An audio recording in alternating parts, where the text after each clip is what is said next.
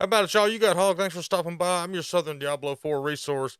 Look, we got big adjustments that have been made since the beta.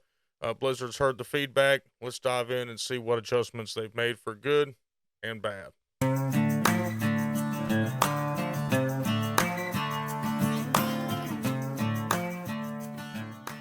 All right, so they listened just like I thought they would.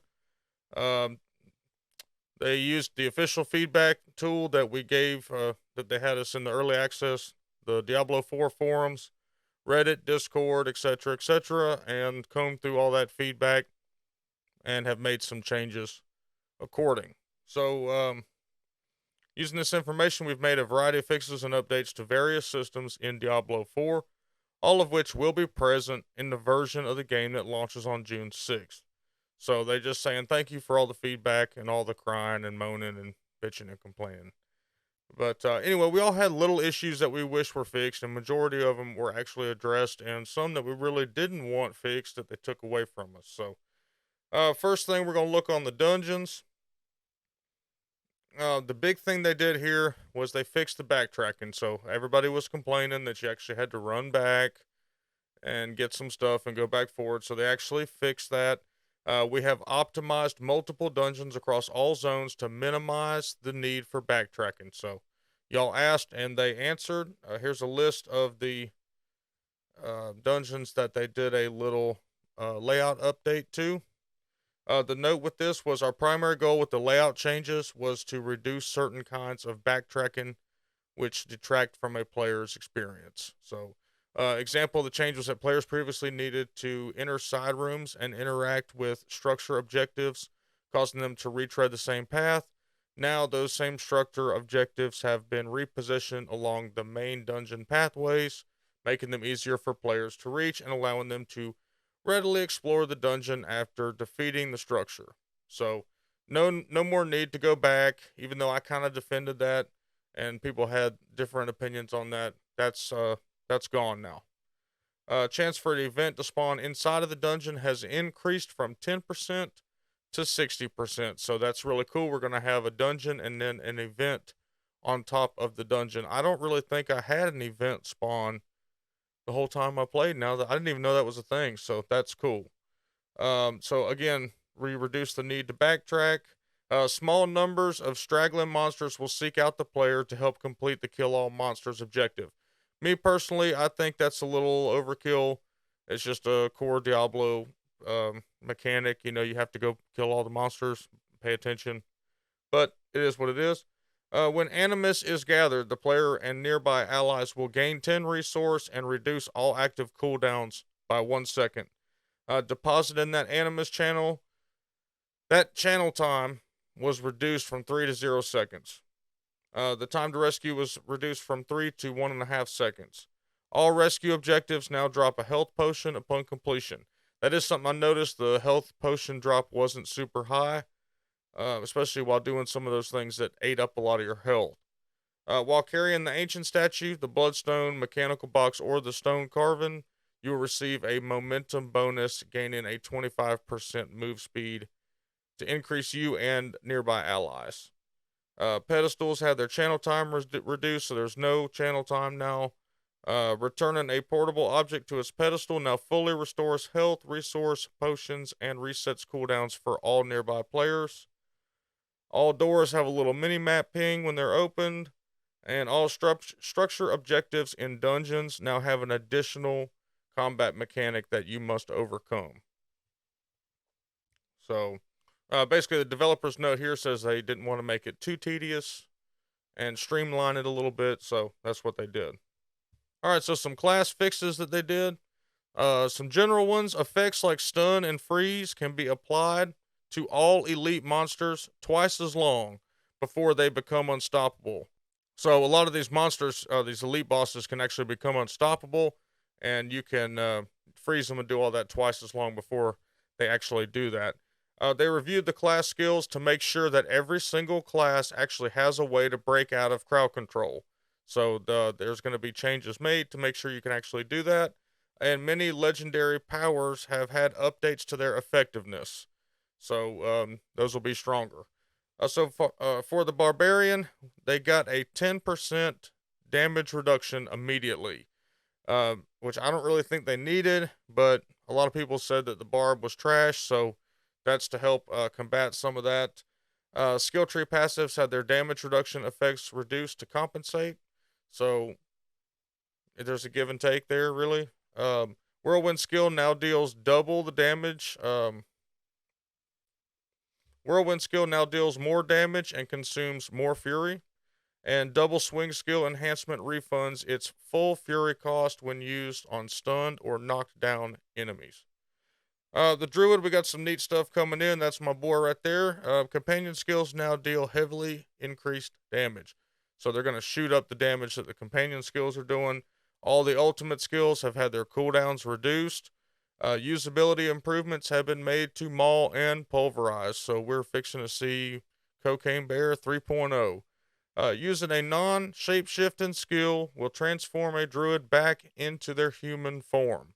So if you use a storm skill or something like that, it's going to make you go back to human form. Unfortunate news for the necromancers. Your summon minions will die more often, requiring players to utilize corpses more often. Many bonuses in the Book of the Dead have had their stats increase, so that's good news. The damage dealt by corpse explosion skill has been reduced. So all that awesome corpse explosion damage y'all were doing, it's going to be nerfed just a little bit. And the brightness of the skeletal warriors and mages has been reduced. Moving on to rogue, updates for the subterfuge skills have had their bonuses increased. Multiple passive skills have had their bonuses increased. And the imbuement skills had their cooldowns increased, which is some boo. Sorcerer, a bunch of changes were made to Sorcerer. Charge bolt damage was increased and mana cost to cast was decreased. Chain lightning damage was decreased and reduced effective against bosses. So, how we all talked about chain lightning was a little OP, it's not anymore. We decreased the cooldown for the incinerate skills enchantment bonus. Firewalls will now spawn underneath enemies more frequently when using the enchantment bonus, and they increase the lucky hit chance for the meteor skills enchantment bonus. That's a mouthful. So big updates to the sorcerer and their skill style there. The developers note whenever we introduce changes to our classes, it's with the goal of making them and their skills feel impactful and powerful. Your feedback helped us uphold this ideal. Some players adeptly noticed that certain skills were too powerful. One of the goals for skills is to have them be interesting to wield and interact in terms of itemization and combat feel. We've made some changes to help in this regard, one example being the Necromancer's minions. We've made a change that makes them more vulnerable in combat, which will make Raising the Dead a more active component of the Necromancer's gameplay. Launch is the first step of our class balance journey, and you can expect further updates as we iterate on this pillar of Diablo 4. So, as with any Diablo game that they've ever put out, there's going to be continuing balance and adjustments as they go forward.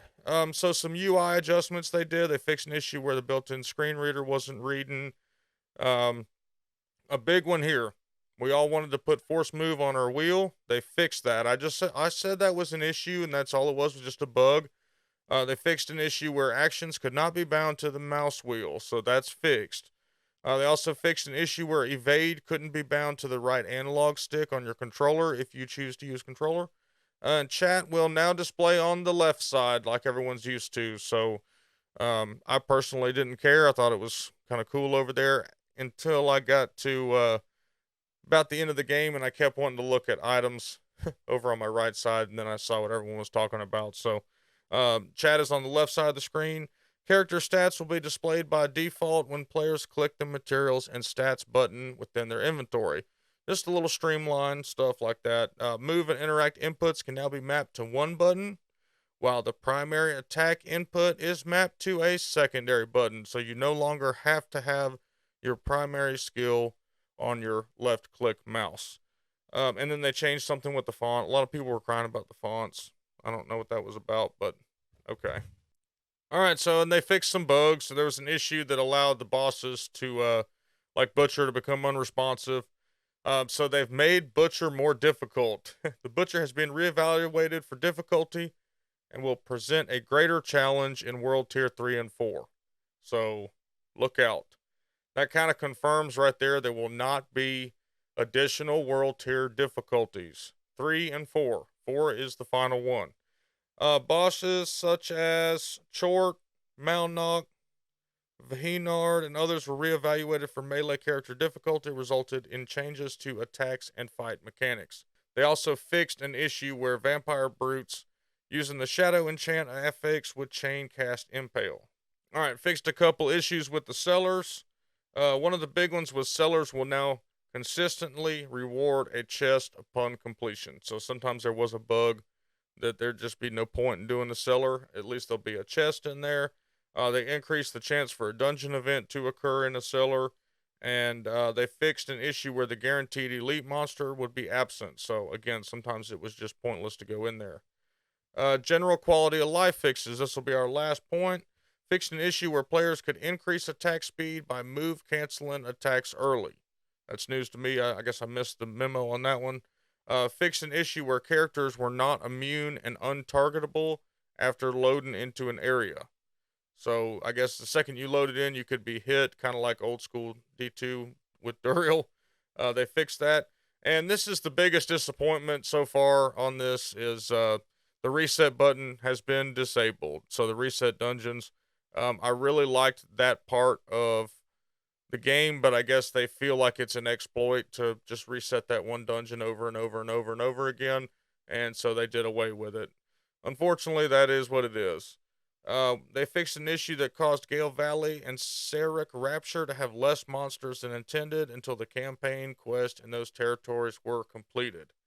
So again, just little things like that, but this is really good news for those that thought they weren't going to fix the game. The game was just going to be put out. It's unfinished. It's garbage.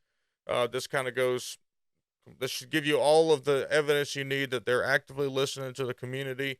If you have concerns, make sure you're voicing them on the forum. Just make sure they're not too ridiculous. You know, it is a Diablo game. We don't need to go too far out there with some of this stuff. But this is great news. Great update. Now, make sure there's a Diablo 4 developers live stream coming up on 420. I don't think that's a coincidence, by the way. And Riker's going to be on there. And we all like Riker, so we can watch that without wanting to gag. So that will be at 11 Pacific. So 11, 12, 1, 2. So 2 o'clock, I think. Is that? They're going to answer all kind of questions about in-game and stuff like that. What are they officially going to talk about? In-game offerings and elaborate on the post-open beta changes made to classes and dungeons. So that's where we want to watch it. It'll be on Twitch and YouTube. I will also be doing a live stream reaction, if that makes sense. So if you want to watch it with me and see my reactions to what they're doing, join me on my channel live. If y'all need a Discord to run with, we're a badass community. The link's in my description down there below. We ain't mild, we're wild over there. We got Diablo 2 Resurrected, Diablo 3, and Diablo 4 content and community and members to play with if you need someone to play with. Big shout out to my Patreons, Eros, and Ava, and the Andes. Y'all are kick ass if you want to support the channel. Links in the description to do so. And make sure you hit like and subscribe for more Diablo 4 content. And we'll see you next time.